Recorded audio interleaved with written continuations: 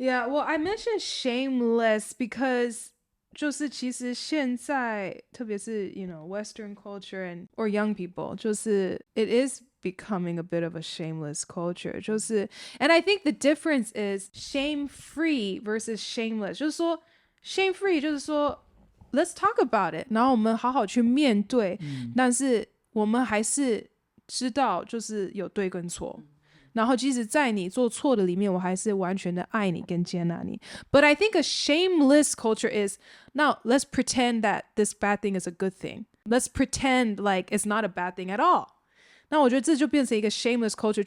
就好像 you don't feel shame about anything，但是 actually 像最早我们说，其实 some shame is good，因为你也要意识到，其实你可能伤害到了别人，或者你可能做错了事情，但是在这个 shame 里面，你怎么反应，你怎么去面对，这才是重点，而不是你就完全没有 shame。Because I think if you have absolutely no shame，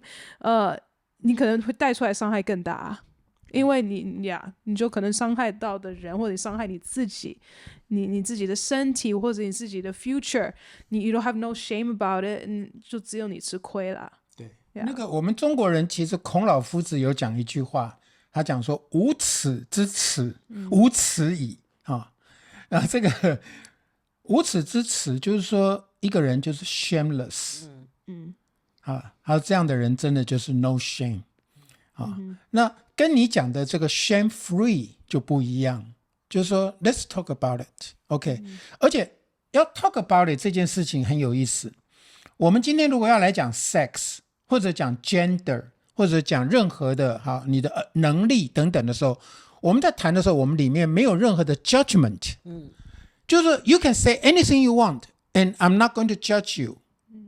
我不会嘲笑你讽刺你批评你，就是说你讲出你的想法，我们来谈这件事情。那这样的一个 environment， 在一个 shame free 的 environment 里面，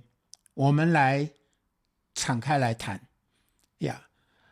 但是 shameless 就是那真的就是无耻，就是像你讲的我要做什么就做什么，我要那个就会伤害别人伤害自己所以其实 shame 我不会说它是完全都是负面的，因为其实如果 shame 完全是负面的，我们中国人就不会写礼义廉耻是我们的四维八德，我们把耻放在这个礼义廉耻里面，就是你要有那个 sense of shame OK， 那 sense of shame 它有可能是好的，为什么？因为圣经里面有讲一句话，他说有两种 grief 忧伤，一种叫做 godly grief 一种叫做 ungodly grief，就是当你忧伤，你知道你做错事了，但是你愿意来面对你对别人的得罪，你得罪神，你得罪人，你愿意转过头来说 I'm sorry， be vulnerable and say I'm sorry OK， 那个就是一个 godly grief，